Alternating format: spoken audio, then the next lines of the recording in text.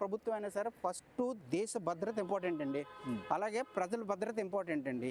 ఈ రెండు తర్వాతే వాళ్ళు దేనికన్నా ముందుకెళ్తారు. అంతే తప్ప వేగ్గా ఏ ప్రధానమంత్రి కానీ ఏ ప్రభుత్వం కానీ వేగ్ నిర్ణయాలు ఎప్పుడూ తీసుకోరు. ఎందుకంటే ఏ ప్రధానమంత్రి ముఖ్యంగా మనం నరేంద్ర మోడీ గారు అయితే మరీ పకడ్బందీ నిర్ణయాలు తీసుకున్నారు ఆయన అయితే. సో మంత్రిమండలి తెలియటప్పుడు దేశం దేశంకి ఏం కాకూడదు, అలాగే దేశ వనరులు ఏం పాడవకూడదు, అలాగే ప్రజలకు ఏ విధమైన ఇబ్బంది రాకూడదు, అలాగే ఇండస్ట్రీస్కి కూడా ఏ విధమైన ఇబ్బంది రాకూడదు అన్న టైం ఆలోచించి అప్పుడు వాళ్ళు యుద్ధానికి వెళ్తారు. అందువల్ల ఇంత టైం అవుతుంది. లేదంటే పాకిస్తాన్ మనం చేయాలని 1 నైట్లో బ్లాస్ట్ చేసేసి పాకిస్తాన్. భారత్కు ఉన్న అంత స్ట్రెంత్ ఉంది, అంత ఫోర్స్ ఉంది, అంత టెక్నికల్ పర్సన్స్ ఉన్నారు, అంత ఆర్మీ ఉంది. కానీ ఇంత ఆచితూసి స్టెప్ వేస్తున్నంటే ప్రధాన కారణం ఏంటంటే అది దేశ భద్రత ఇంపార్టెంట్, అలాగే ప్రజల భద్రత ఇంపార్టెంట్. కాబట్టి ఇవన్నీ దృష్టిలో పెట్టుకొని ఎంత లేట్ అవ్వడానికి కారణం ఉంది. ఓకే సార్, మళ్ళీ ఇండియా పాకిస్తాన్ గొడవ జరిగే అవకాశాలు ఉన్నాయంటారా? వస్తుందండి. పాకిస్తాన్కి ఇంకేం పనే లేదు. వాళ్ళకి ఏంటంటే 1947 నుంచి కాకుండా అంత ముందు నుంచి కూడా గొడవలు ఉన్నాయి. అంటే అంత ముందు దేశం లేదు, కానీ అక్కడ ప్లేసెస్ వేరియేషన్స్ ఉన్నాయి. కానీ ఎస్పెషల్లీ 1947 ఎప్పుడైతే స్వాతంత్రం వచ్చిందో వాళ్ళకి 14న వచ్చింది, ఆగస్టు 14న వచ్చింది, మనకు ఆగస్టు 15 వచ్చింది. 1 డే ముందు వాళ్ళకి ఇచ్చేసారు. ఆ విధంగా అప్పటి నుంచి కూడా భారతదేశం పైన వాళ్ళకి రెజ్జి పెట్టుకొని ఉన్నారు. ఎందుకంటే భారతదేశంలో సగం పార్ట్ తీసుకెళ్ళిపోదాని ప్రయత్నం చేశారు. అలాగే బంగ్లాదేశ్ కంట్రీని కూడా వాళ్ళ ఆధీనంలో ఉంచుకున్నారు. అట్లాగే కాశ్మీర్ని కూడా పూర్తిగా కూడా వాళ్ళు ఆక్యుపై చేసేద్దామని చూశారు.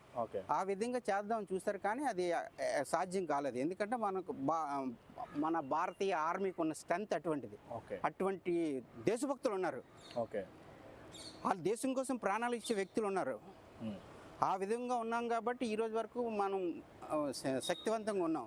లేదంటే మన భారతదేశం మీద ఇప్పటి నుంచి కాదు, ముఖ్యంగా మన భారతదేశం ఇంత సనాతన దేశం, ఇంత ఓల్డెస్ట్ కంట్రీ అయినప్పటికీ కూడా ఎన్ని దాడులు జరిగినా కానీ ఈ రోజు వరకు నిలబడడం ప్రధాన కారణం ఏంటంటే దేశభక్తులు ఎక్కువ ఉన్న దేశం మనదే ప్రపంచంలోని. కావున లేకపోతే మన పైన ఎంతమంది దాడి చేశారు, మంగోలియన్స్ దాడి చేశారు,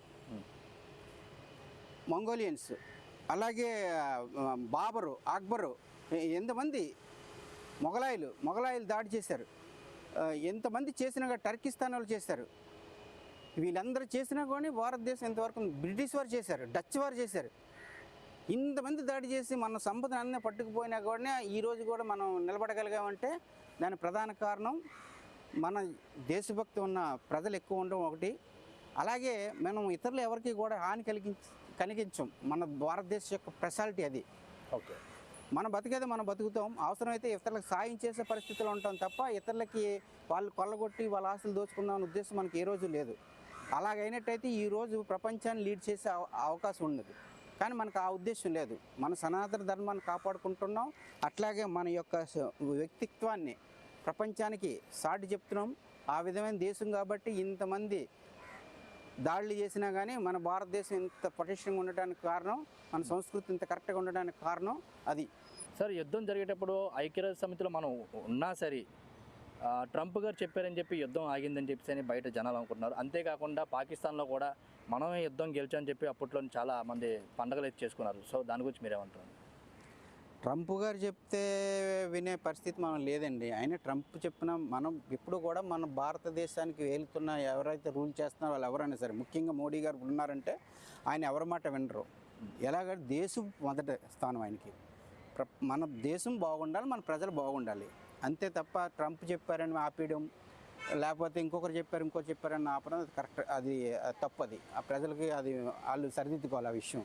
ఎందుకు ఆగారంటే వాళ్ళు ఏమన్నారంటే ఇది రీటైట్ చేసుకొని సెటిల్ చేసుకోవడానికి అవకాశం ఉందా లేదా అని నిపుణులు అడుగుతారు. ఎప్పుడైనా కూడా అధికారంలో ఉన్న ప్రధానమంత్రి గారు కానీ ఎవరైనా కానీ అక్కడ ఎక్స్పర్ట్స్ ఉంటారు.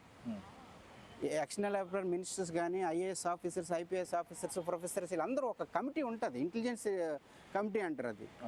వాళ్ళని అడుగుతారు, వాళ్ళ ఒపీనియన్ తీసుకొని వెళ్ళొచ్చా వెళ్ళకూడదా, ఏంటి, వెళ్తే ఏమవుతుంది, మనకు నష్టమా లేకపోతే మన తప్ప కాదా అని చెప్పేసి వాళ్ళ ఒపీనియన్ తీసుకోవడానికి ఆ టైం తీసుకుంటారు తప్ప ట్రంప్ చెప్పారు లేకపోతే ఎవరో ఇంకోటి చెప్పారని చెప్పి సాగడం అనేది తప్పది. ఆయన ఆ మాట వినరు, ఏ ప్రధానమంత్రి కూడా అలా చేయరు. ముఖ్యంగా మోడీ గారు అయితే అసలు వినరు.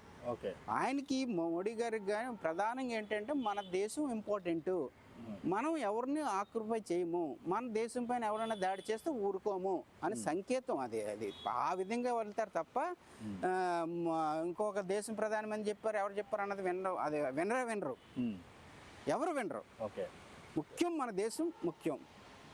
పాకిస్తాన్లో కూడా మనమే గెలిచాము ఇండియా మీద మనం అని చెప్పి పండుగ చేసుకున్నట్టుగా అప్పుడు వార్తలు వచ్చినాయి. అంతేకాకుండా ఇప్పుడు పాకిస్తాన్ పరిస్థితి అయితే ఎలా ఉందంటారండి? అక్కడ యుద్ధం జరిగింది, పాకిస్తాన్ గెలిచానని వాళ్ళు రంబా కొట్టుకుని వాళ్ళ ప్రజలకి ఏంటంటే విశ్వాసం పోకుండా ఉండడం కోసం, వాళ్ళు భయపడకుండా ఉండడం కోసం వాళ్ళ దేశం వాళ్ళు చెప్తారండి. ఇప్పుడు ఏ టీం లీడర్ అన్నా సరే టీం ఓడిపోతున్నా కానీ మనం గెలుస్తాం ముందుకు తీసుకెళ్ళాలి. అప్పుడే వాళ్ళకి బలం వస్తుంది.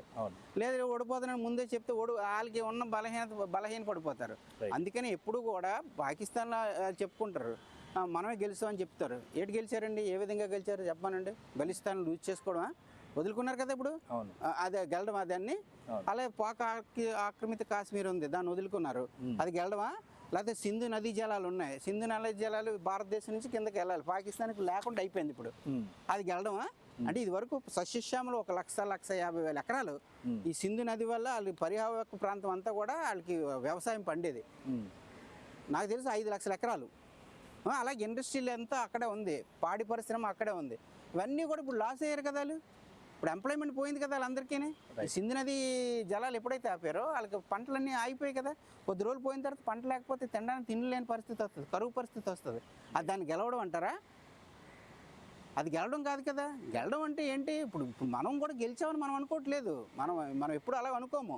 మాకు అన్యాయం జరిగింది, మా ప్రజలు కాల్చేశారు, వాళ్ళు చంపారు, అమాయక ప్రజలు చంపేశారు. అలాగే మా భారతదేశంలో ఉన్న ప్లేసులను ఆక్యుపై చేస్తారు వాళ్ళు. పాక్ ఆక్రమిత కాశ్మీర్ అంటే ఏంటి? మన కాశ్మీర్ మందే, రాజా హరిసింగ్ గారిది, ఇది మంది. ఇది మన దేశాన్ని వాళ్ళు ఆక్యుపై చేసేసి కొంతకాలంగా వాళ్ళు అనుభవిస్తున్నారు, దాన్ని సరిదిద్దారు. అలాగే భారతదేశంలో ఉన్న రాష్ట్రాలన్నీ కలిసి రాజ్యాంగం వర్తిస్తుంటే ఒక జమ్మూ కాశ్మీర్లో అది సపరేట్ ఉంది.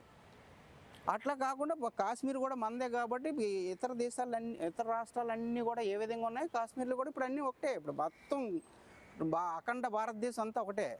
ఆ విధంగా తీసుకొచ్చారు మోడీ గారు. ఇప్పుడు దాన్ని మనం అభివృద్ధి చేసాం. ఆ విధంగా దాని విజయం అనుకోవట్లేదు. మనం అందరం కలిసి ఉన్నాము, మనం అందరం మళ్ళీ ఏకమయ్యాము. ఆ విధంగా వెళ్తేనే మనం బాగుంటుంది, మన సంస్కృతి డెవలప్ అవుతుంది, మన దేశం అభివృద్ధి చెందుతుంది అని చెప్పడం ప్రపంచాన్ని తెలియపరిచినట్టు అవుతుంది. అది విజయం. అలాగని భారతదేశం కూడా నేనే గెలిచాను ఎక్కడ ఎవరికి చెప్పుకోలేదు. ఇటువంటి దాడులు చేయకండి, అమాయక ప్రజల ప్రాణాలు తీయకండి అని చెప్పాం అంతే తప్పేసి.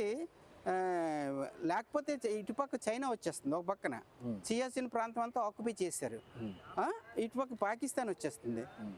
ఎలాగ ఒక్కొక్క దేశాల్లో ఆక్యుపై చేసుకుని వెళ్ళిపోతుంటే ఎట్లా కుదురుతుంది? అది తప్పు కదా అది. సో ఇప్పుడు అవన్నీ కట్టడి చేయాలంటే మా భారతదేశం ముందుకెళ్ళాలి. అందుకని వాళ్ళకి గుణపాఠం చెప్పారు. తర్వాత అమాయక ప్రజలు చంపారు కాబట్టి మనం వాళ్ళపైన చర్య తీసుకోవాలి.